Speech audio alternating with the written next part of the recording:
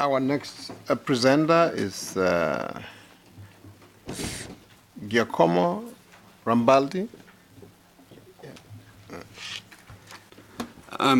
Good morning to everybody. I'm just going to quickly introduce the topic of the next speaker. I just want to go back in time to let you understand how CTA has been at the forefront of innovation. 30 years ago, CTA, in partnership with CABI and IDRC, started a program to introduce CD-ROMs as a means to share information in Africa. Now, CD-ROMs are almost outdated, but at that time it was a global change. In 2006, the year when YouTube was purchased by Google, Google Earth was launched 1 year before, Facebook was in its infancy, Twitter was launched in 2007. I mean, we forget this kind of timeline landmarks. In 2006, CTA started organizing the first international conference on social media. And that happened at FAO in 2007. Since then, we have trained close to 5,000 people in 45 countries in the use of social media for development, for agri-entrepreneurship. In 2013, we organized a conference with many other development partners in Kigali on ICT for agriculture. We coined the acronym ICT for Ag at that time, and that was the springboard for mobile applications in agriculture. And last year, we started looking into a new phenomenon, which are the drones used in agriculture, the unmanned aerial vehicles. Everybody, when talking about drones, people think about the Americans using them for military purposes and so on. This is unfortunately the main understanding of the term, and so we tend to use UAVs instead. And what we did a scoping exercise to find out what were the major bottlenecks to adoption, since the technology is taking up very, very, very fast in the north, in Europe and in the States, and the lack of regulations, of policies governing the use of drones in Africa is the major challenge. What we found out through our study is that South Africa has been the first country in Africa to have proper regulations. Now we have Botswana, Madagascar, Nigeria, and Rwanda, which have proper regulation in place. 2 countries went straight for banning them and say, let's ban the import and use of drones. These are the Ivory Coast and Kenya, until regulations are in place. Now, Namibia, Zambia, Zimbabwe, Mauritius, and Ghana are developing regulations.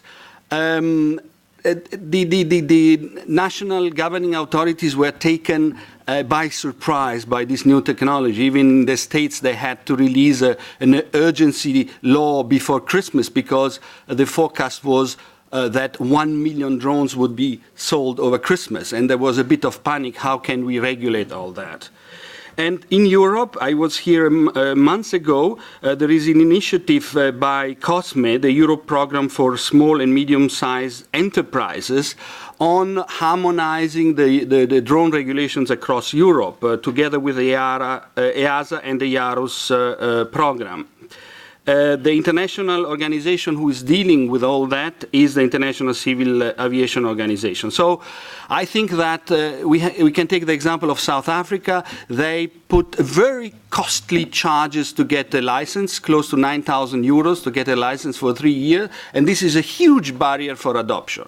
In Rwanda, they are much more flexible. So I think that there is a lot of policy legwork which needs to be done to sensitize the national authorities to give privilege to those who are going to use drones in the context of agriculture. In that context, we published an issue of ICT update. You have this issue in your handouts. The issue will be is available in English and French, will be available in Spanish, Kiswahili, Amharic, Ganda, and possibly other languages, through voluntary contribution from other agencies. But I think that the most interesting part of our session here is to listen to Damien, who will talk about what Airinov does in Europe and starts doing also in Africa in the domain of drones for agriculture.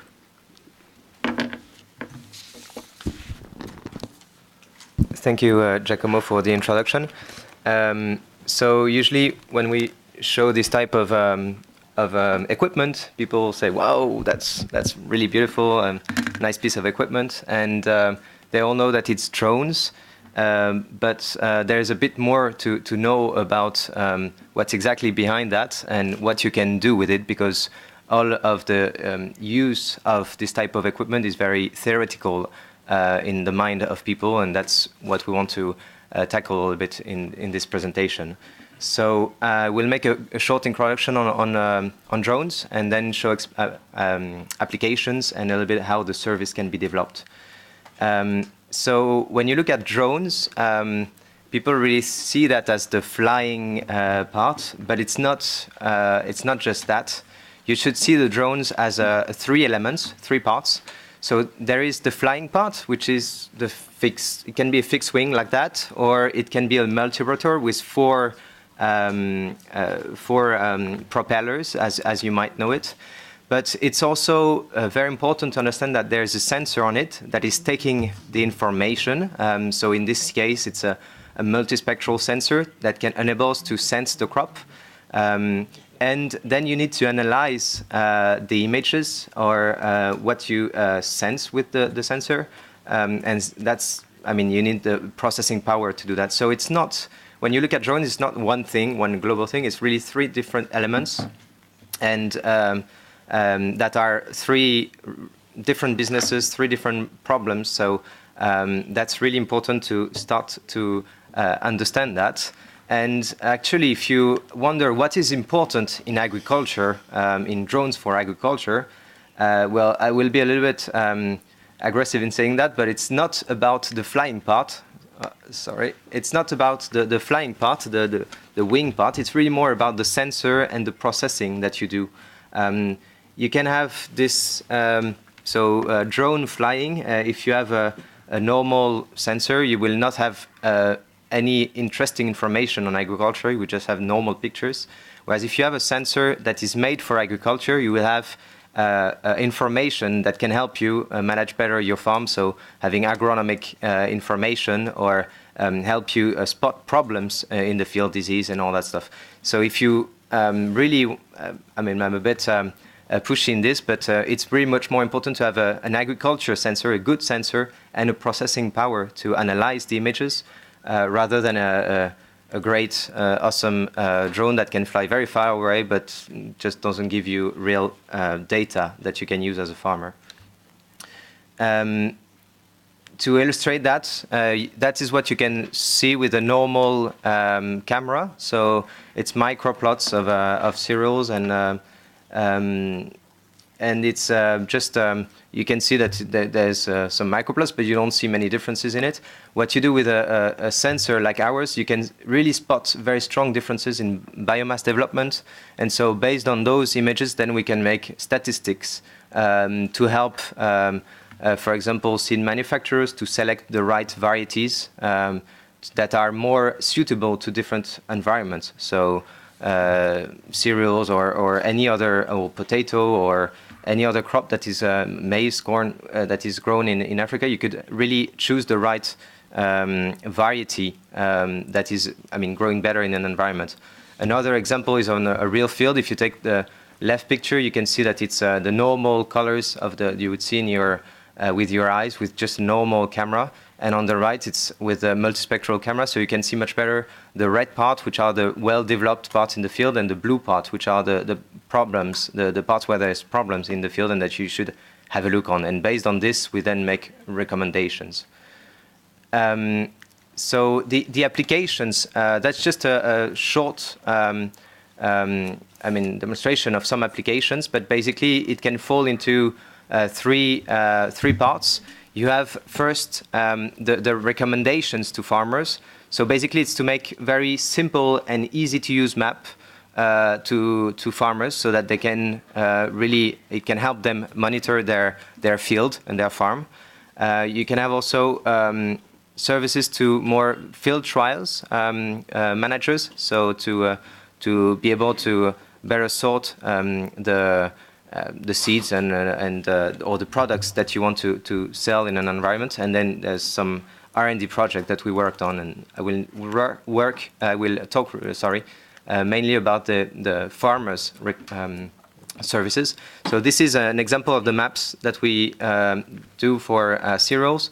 So on the left, you can see two maps, which is the nitrogen absorb and the biomass development. And combining those two maps, we can assess the potential for growth of the cereals. And based on this analysis, we then make a recommendation of how much fertilizer you need to apply in your next application, in your next round of application. And we make those recommendation maps on the right, so there are two maps on the right of the slide, in a simple format and in a more advanced one. In simple format with 2-3 zones, and in a more advanced one with up to 7 zones. And why do we do that? Basically because farmers, some have a very advanced equipment, so they can just basically get a file from us and put the map in their console, and they go in the field and it fertilizes all automatically. But that's not very common. It's a minority of farmers who have that, even in Europe. And we also offer the more simple maps so that farmers who want to do modulation of their fertilizer, for instance, they can do it even manually by changing the amount in the middle of their, while they're spraying in the middle of the field, based on the simple map that we provide. And that's the majority of our clients who have this type of equipment. And that's the kind of thing that would be of high importance in Africa, where obviously the very high-end equipments are not very common. And you would think why farmers would use this type of service. Basically, it's to save money on their input budget, so fertilizer, for instance, but it's also to protect the environment. Basically, you put the fertilizer or the product just the right amount at the right place where you need it, and not just a lot of input, regardless of what is really needed by the crop or by your field. This is just another example to show that you can control a little bit what's happening in your field. So if you look at the right picture, you can see that there's a big strip, a blue strip in the middle. That's just basically the farmer who forgot to fertilize this part of the field. That's just a European example where, there's one strip of the land that was not fertilized, okay, but potentially it could be half of the field that is not done, and that you want, to compensate for this error that happened in the field. And you can spot also very big differences, low level of development in the bottom part of the field, or high level of development in the upper part of the field. And you can measure really objectively the difference of development in the field. So with a nitrogen absorption or biomass development. On the left, this image, this map, is just showing that there is a clear problem in the equipment. Normally, the map should be all of the same color, around red or very green. And here you can see the blue stripes. It's just basically that the sprayer that the farmer used was not working at the end of its equipment.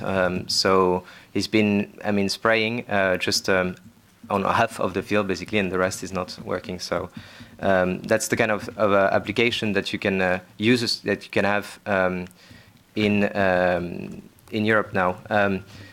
Basically, why would the farmer use such a service? To optimize its fertilizer, also to control better what's happening in his field, and to improve its knowledge of the field, because he can have pretty good knowledge of where the field is, etc., but maybe not about that, explaining why there are so many differences within its field, like a well-developed part and a not developed part. And that's the kind of thing that with the maps you can push. If you think about applications that would be more tailored to the African context, you could think about fertilization recommendation maybe on sugarcane or cotton, or disease management on palm trees or other trees. You can think of irrigation problems also. So there's still a little bit of work to do to tailor-made those applications to the African market, but it's really the kind of a service and help that could that the drone could bring to the African farmers. Almost there. Okay, I will quickly scan just to explain that we have a way to promote the service. So basically, there are 4 rows in the chain. There's the farmer who is using the service. There is the distributor who's promoting the service. So the processing part and organization of the service is made by us, by Airinov. And then the flight operator who's flying the crop, flying the field of the farmer. And why is this important to understand that there's different roles in the chain? It's because if you work like that, you're then not obliged to have the farmer who buys the drone. So that's important to understand that we don't try to sell the drone to the farmer because that's expensive, that's complicated, there's legislation problems. We really want to focus more on a service so that any farmer can use it. Not only the big farmers who can buy the equipment, can afford to buy the equipment, but also the small farmers who can access the service at the same easiness as the large one. And this is really true if you look at our figures that we have, for instance, in France, where our most developed market, where 10,000 farmers used the service and we did 15,000 flights. The flights were made on average above fields of 7 hectares. And the minimum size was 0.5 hectare. The maximum was 84 in France and 185 in Europe. But so you can see that you can really apply that service with no minimum size of parcels, no minimum size of farm. So it's really available for any farmer. And there's lots of tools that we've developed to make it really a large scale, to run this operation on a large scale and efficiently. And we hope that there will be a lot of drones flying so above Africa and Africa and other countries.